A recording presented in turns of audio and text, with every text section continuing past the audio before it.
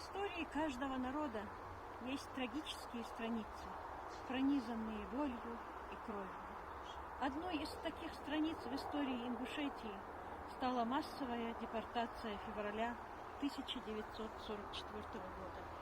Ингушский народ вынес это тяжелое бремя благодаря мудрости стариков, силе мужчин, любви и самопожертвованию женщин, вере в конечное торжество справедливости.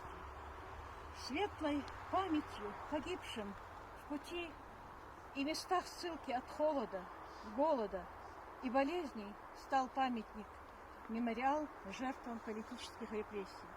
Он установлен на холме Абигу, историческом месте общенародных сборов ингушей. Стихотворение, посвященное открытию мемориала, написал Саид Чахкиев. Мемориал.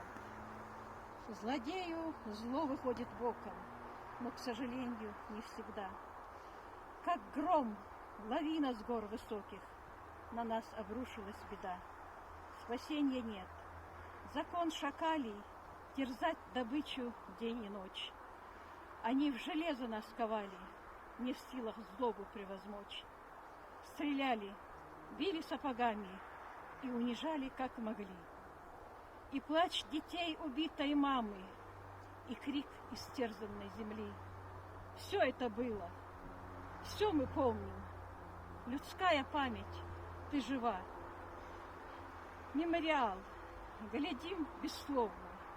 Какие могут быть слова? Когда убито все святое, надежда, вера и любовь, но не насытясь звери воют и жаждут крови вновь и вновь.